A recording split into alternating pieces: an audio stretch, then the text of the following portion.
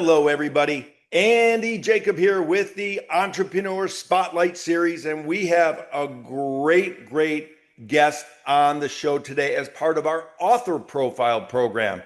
And we've been able to invite Mr. Jay McElroy on the show. He has a very interesting book.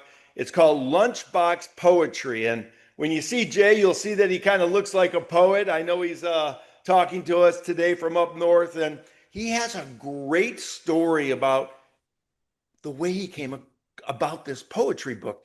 When his children were younger, he would sometimes write little notes and put it inside the children's lunch boxes, little motivational things, little pieces of poetry to get them going during their day when they opened up their lunchbox. And it was very spontaneous at the beginning. And lo and behold, later in life, he found all of these notes that he put into the lunch boxes, and he's published them on a brand new book called Lunchbox Poetry. I'm so excited to have Jay on the show today. Jay, welcome to the Author Spotlight Show today. Thank you very much. Glad to be here. I love it. Well, let's start from the beginning because this is such a great story. What inspired you early on to start putting these notes in your children's lunch boxes in the first place? Oh, it actually started like this. My wife would prepare lunches for them, and they'd have their lunchbox or their bagged lunch or whatever they had that day. And one day I just wrote a little note in there, said, "Sweetheart, love you very much. Hope you have a good day," or something about like that. And I did that for a while, and then I began writing maybe something about what they'd done the day before or something to make them laugh. And one day I was sitting there without much in my mind. I'm going, well, and there were some little rhymes going through my mind. I said, I think I'll write a little poem. I wrote a little poem and stuck it in the lunchbox. And she came home and said, "Oh, gosh, Dad, that was really cute," and really liked it, shared it with her friends. And that really triggered it. And I began to do that more and more and more. And it became a routine to the point that the teacher found out about it and would read it to the class, and they'd all laugh. And it became certainly more than I ever intended it to be. Wow, I love that so much. I mean, it's really interesting, and I'm going to bring you way back. I think you mentioned, of course, that it was just a positive motivation or something telling one of your children that you love them so much. But do you remember the very first note that you wrote? And do you still have that note in your possession? I'm sure that I don't have the first note because I didn't even begin keeping the notes for quite some time.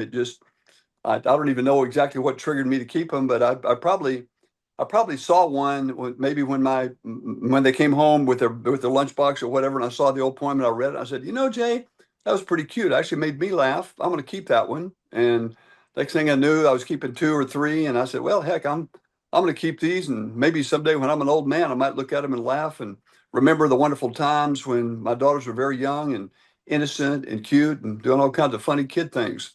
Yeah, it's a great idea. Of course, you want to leave a memory for your children and your great grandchildren and your great grandchildren going all the way down the line. But for someone that's not a member of your family who's reading this lunchbox poetry book, what kind of message do you want to sort of instill in them? What are you trying to get across to the casual reader of your new poetry book? Gosh, that could be a very surface level question or a very deep question. So I'll just jump in and start talking about that. Um, I think that the main thing that I came to realize myself over the period of time I did that is the closeness that it brought me to my daughters, because number one, I don't think most young kids think of fathers as writing poems. Um, I'm actually an electrical engineer by degree. Grew up in Texas, went to school at Texas A&M, and I'm an electrical engineer. And so most kids, once they understand a little bit about that, they don't think of a guy like that writing poetry in their lunchbox, for example. And I just thought it was a way to connect with my daughters and make them laugh, and their friends, their kid friends, began to laugh at the poems too, and they joke about it. So it as it went on, I just thought that's a good way to show them that I do have a little bit of kid in me still at that age. So I think there's no more than that, really. Yeah, I love it, Jay. Of course, Texas A&M, you played some sports, you're an electrical engineer. The last thing you think about an electrical engineer is being a poet. you spent a lot of years doing that. And then, of course, you worked for a major oil company in the fields of Alaska up on the Arctic Ocean. When you were up there and you were, working in the oil fields and managing people, was it, did you have as an adult poems coming through your mind as well? Or was this something that just came through your mind when you had the younger kids? Just the younger kids. I'm not a poet in any way. I just, of course, created those the morning of. I'm much more of a technical guy. Um, Even though I've done a number of things. I've done some singing and stuff like that too. So there's some of that interest in my life. It's not just engineering. Most people think of engineers as they're very square and very one-dimensional, I might say. But this I don't know, maybe this is something that just kind of started creeping out of me and just turned into this. Whatever Yeah, it's whatever really this a, is, I'm not sure. I know without speaking too much, I remember the show Kramer. He said this show is a lot about nothing. I said, well, these poems started out as being about nothing, and people would say, well, where do you get the subject matter? I said, I got no idea. I just sit there and just start writing, and whatever comes out comes out. All kinds of just comical stuff that just flows out, and there's no explanation for it. We don't know what goes on in our brains sometime, and I sure didn't when I'm writing those little lunchbox poems. But it was fun to do. yeah, I bet. Of course, the famous show Seinfeld, the show about nothing that became a show about everything. And of course, it became one of the most popular sitcoms in the history of television. And of course, you started this out just because out of your love for your children, and it turned into something much bigger. You know, so many people could learn to leave little notes, whether it's your wife or your children or your grandkids or a friend or even a business associate, just a little handwritten note on the back of a napkin. Hey, you're doing a great job. Keep up the good work with your signature. Really does a lot of good for so many different people. And are you hopeful that your children and your children's children take your note writing inspiration under their wing and maybe leave notes for their kids as well? It would certainly be sweet to see it.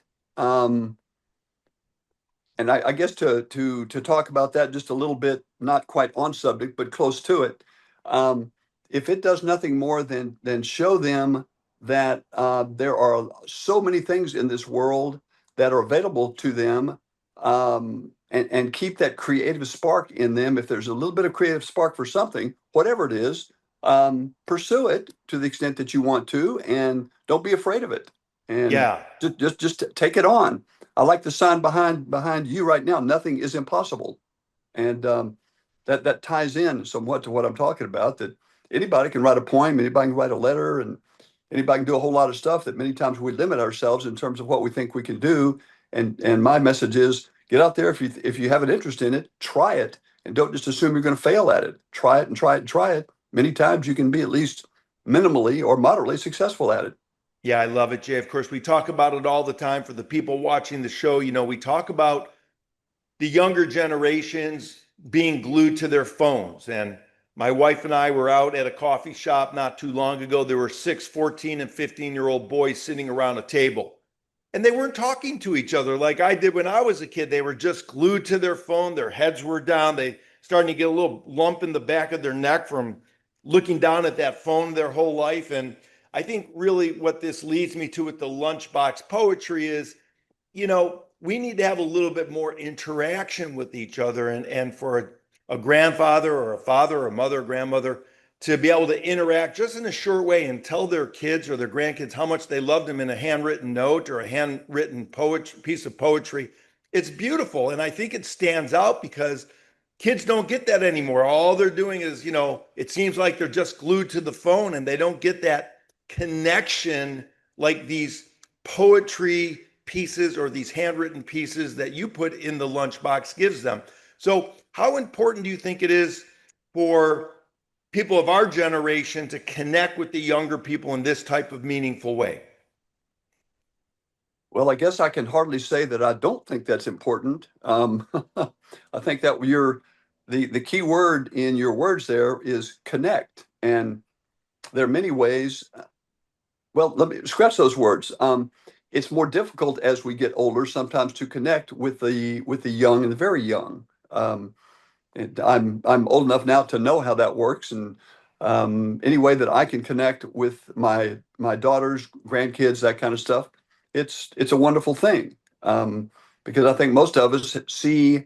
I know when I was younger and saw my grandmother, grandfather, they look like old grandmothers and grandfathers, and therefore I knew, well, I don't have much in common with them other than the fact that they're my grandmother or grandfather, and what am I going to talk to them about? How's the Dow Jones average today? Well, no, not very often. So, it gives an item where a way to connect and talk in more of a child's term instead of this adult language that you and I use with each other. Yeah, it makes sense. And of course, people watching the show, if they're thinking about writing a book or thinking about putting something together, let's talk about the process a little bit, because you just don't have these notes and all of a sudden it becomes a book. What was the process? Did you type out the notes? Did you try and remember everything that you wrote? Did you have the actual notes in a file cabinet? What was the process to get this to print? The process worked like this. As I mentioned, I had kept a number of these poems, and they were written on just little slips of paper. Whatever I had handy that morning, I'd get a piece of paper or a little tiny piece or notebook paper, whatever, write a poem on it and stick it in the lunchbox. And when I discovered these in my filing cabinet in the recent past, I really it was a wonderful moment for me. I was in my office by myself, and I had made a file in the very, very, very back of my filing cabinet that's got many drawers in it. And it said poems or lunchbox or something.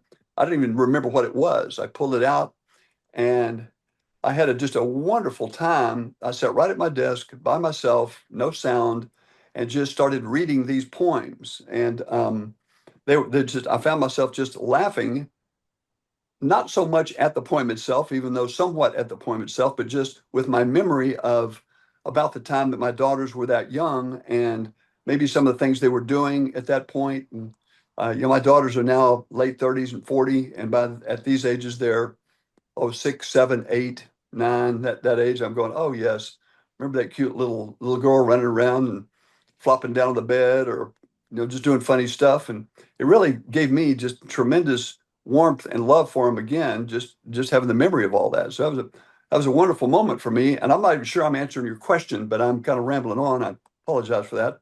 No, you did, of course. And by watching the show, we've interviewed some very high profile CEOs and founders of different entrepreneurial entities. And one thing that we find is very common amongst very, very successful people is that they journal and they like to write things down and they like to have a blueprint of their life, if you will. And I would imagine you looking at the poems kind of gave you a blueprint of what was going on in the lives of not only yourself, but your children as well, right? Absolutely right. Absolutely right. I could remember most of these are not related to things that are happening with the family, even though some are.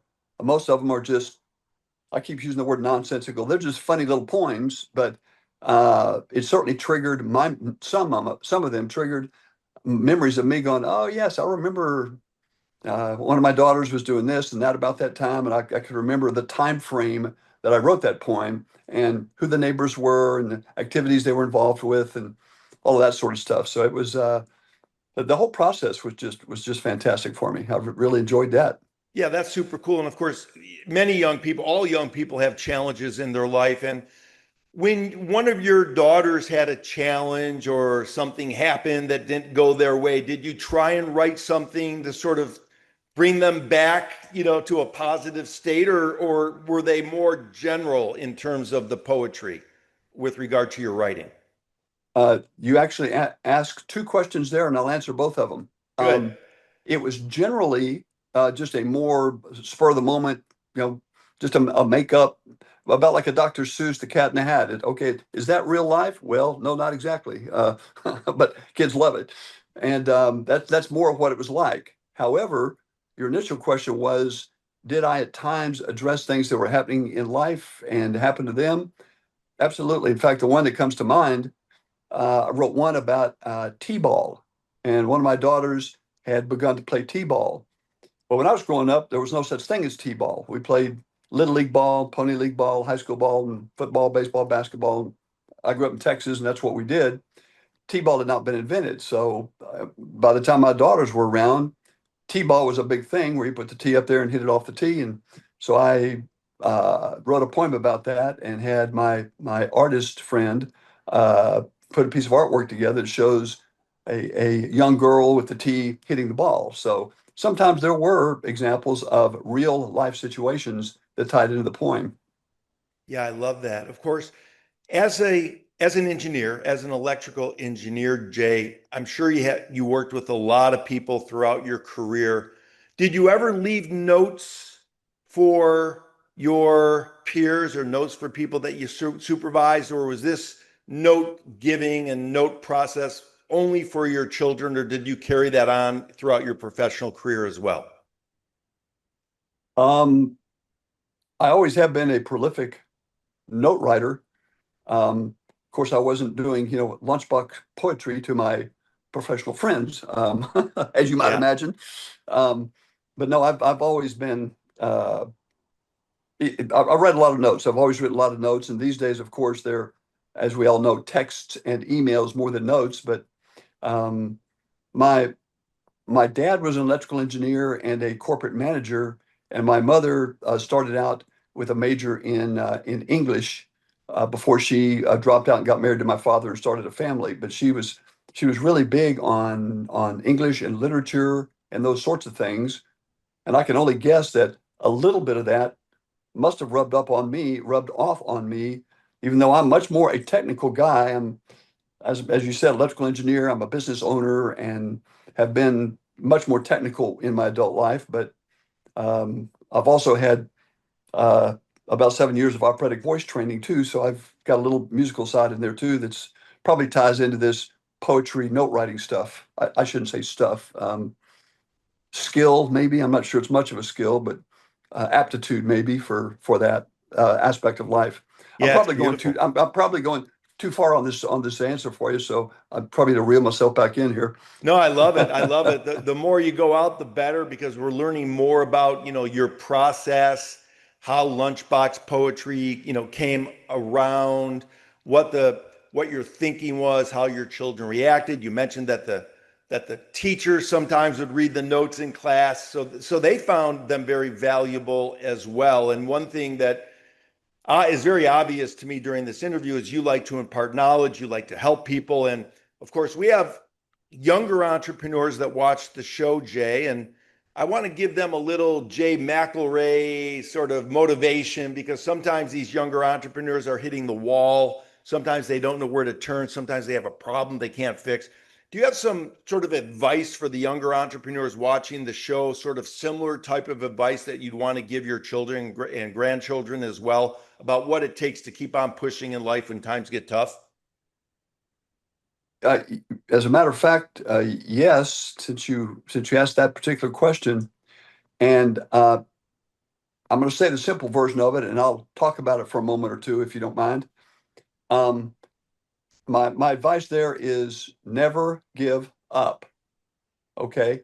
Now, what that really means is, to me, I've had many things that I've undertaken that I have an interest in, and I know I like it or I want to do it, and yet I start out I'm not very good at it.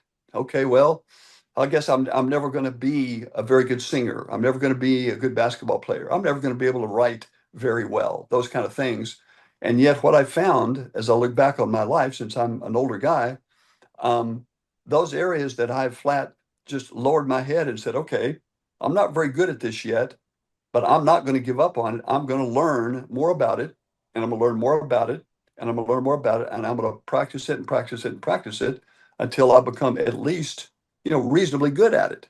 Maybe even very good, hopefully. Not often does it turn out to be very, very good. I never turned out to be a pro football player or basketball player or baseball player, but I became a pretty darn good one in each one of those because I just worked it very, very, very hard. So that's a message I would give to anybody. If you've got a real interest in it, a real kind of a burn in your stomach almost for it, flat study it. There's so much stuff online these days and teachers, and just stick with it and stick with it. And you can do amazing things with yourself if you just work at it very, very hard.